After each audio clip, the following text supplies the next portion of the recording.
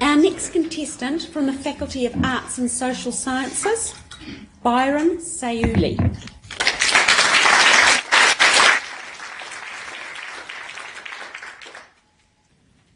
Just before I start, just want to do what everyone else has been doing and thank their supervisors. Hopefully after this they'll still support me. Associate Professor Linda Nikora, thank you for being here. And I'd like to thank all the Samoans who are not here because they're probably all gone home because of the loss to the... but I'd like to thank my friend Roger here who's come to support me today.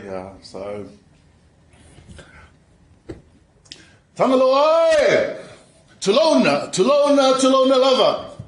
Tangaloa, God and progenitor of Samoan life. Pardon us as we mourn our loss. How do we grieve? Samoan means perspective of loss and grief. There are three key questions that I want to ask in this research.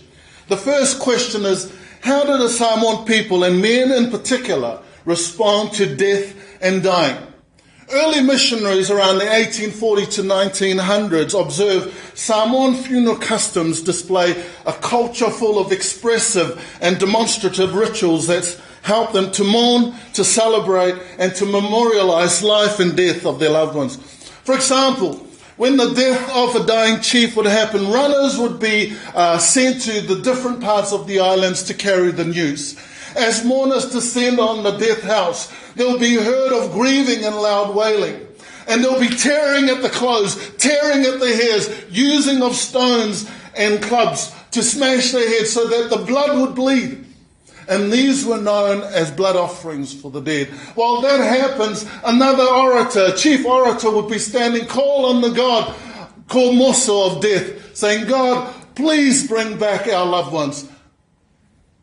Samoans believe in the divine connection with the gods, where life and death are most intimately and connected and celebrated. Before the corpse is covered with dirt, men and the chiefs would turn and expose their backsides to the grave, and saying to the gods, you may have taken one of us, but we still have what it takes to reproduce and that is our sexual organs. The second part of the question, the second question is, what has changed in traditional times till now?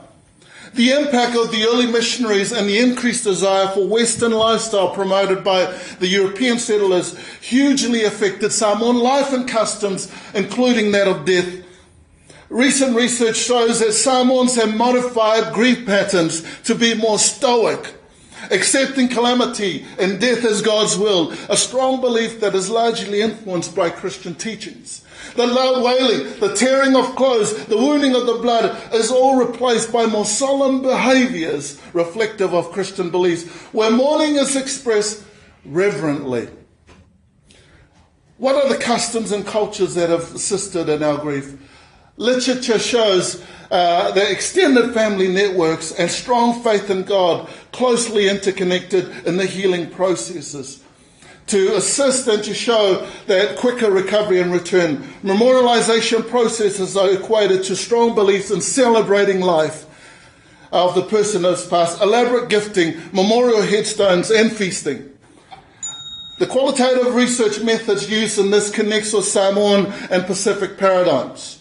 Three outcomes I really want to bring out of this is a doctoral thesis, or else there's no use doing this. The second is the knowledge through journal articles and conferences. And the last is to give this knowledge back to the Samoan community of how we grieve. Thank you.